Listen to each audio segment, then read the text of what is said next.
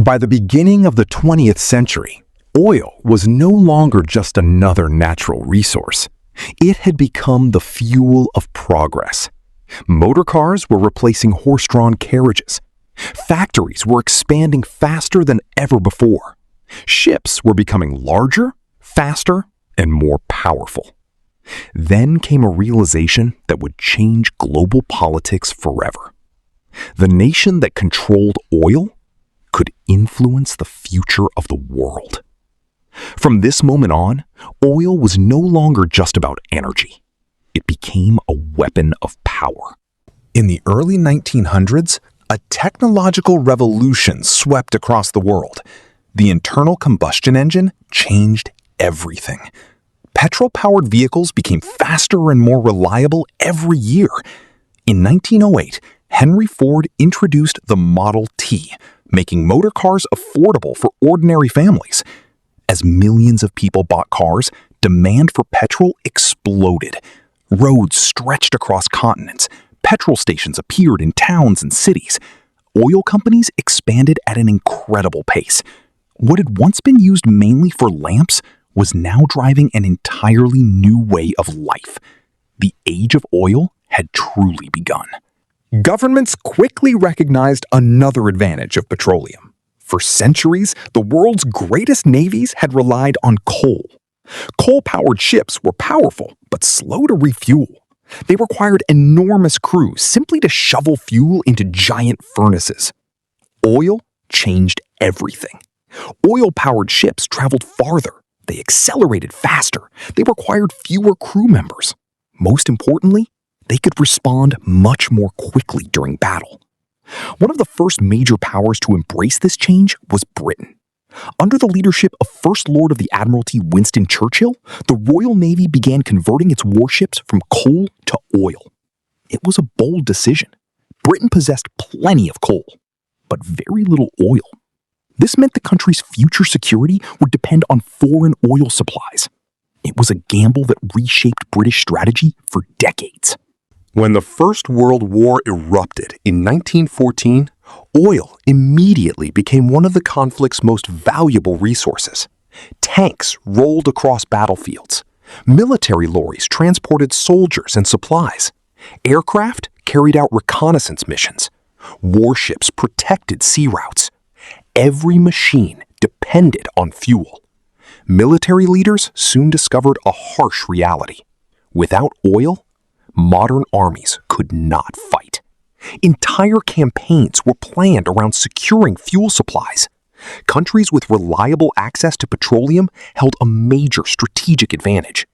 The war demonstrated something the world had never fully understood before. Oil was no longer simply an economic asset. It had become a military necessity. After the war, attention shifted towards the Middle East. Geologists believed enormous oil reserves lay beneath its deserts. They were right. During the 1920s and 1930s, significant oil fields were discovered in countries including Iraq, Iran, Saudi Arabia, and Kuwait. International companies rushed to secure exploration rights. Governments negotiated agreements worth unimaginable sums. Remote desert settlements gradually transformed into centers of global importance. Pipelines stretched across hundreds of miles. Ports expanded rapidly. Entire economies began to revolve around petroleum. The Middle East was becoming the heart of the world's energy supply. By 1939, the world was once again at war. This time, oil would play an even greater role. Germany possessed advanced military technology, but it lacked sufficient domestic oil reserves. Its armed forces depended heavily on imported fuel and synthetic alternatives. Securing access to oil became one of Germany's greatest strategic priorities. The invasion of the Soviet Union was driven by several objectives, including the desire to reach the oil-rich Caucasus region. Meanwhile, Allied forces worked tirelessly to protect shipping routes and vital fuel supplies. Across Europe, North Africa, and the Pacific, control of oil infrastructure became a constant objective. Historians often describe fuel as the lifeblood of modern warfare. Without it, Tanks stood still. Aircraft remained grounded. Navies stayed in port. Oil helped determine not only how wars were fought, but in many cases, how they were won. After the Second World War, global demand for oil reached unprecedented levels. Millions of new cars filled the roads. Commercial aviation expanded rapidly. Factories operated day and night. Plastic products became part of everyday life. Large international oil companies grew into some of the most powerful businesses on Earth. They invested billions in exploration, drilling, refining, and transport. Oil was no longer simply a commodity. It had become the foundation of the modern global economy.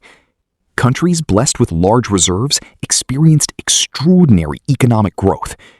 Others became increasingly dependent on imported energy. By the middle of the 20th century, governments understood that oil influenced far more than transport and industry. It affected diplomacy, economic growth, national security, international alliances. Access to affordable energy shaped political decisions around the world. Every major industrial nation sought secure supplies. Every oil-producing country recognized its growing influence. Energy had become one of the defining factors of global power. The balance of international politics would never be the same again. From powering the first motor cars to shaping the outcome of global conflicts, oil transformed the 20th century. It fueled prosperity, accelerated innovation, and changed the balance of world power. Yet the greatest political shock was still to come. In the next chapter, a single decision by oil-producing nations would send prices soaring, trigger an international energy crisis, and force governments to rethink the future of energy. In Part 4, we'll explore OPEC, the 1973 oil crisis, modern energy politics, and the future of oil in a changing world.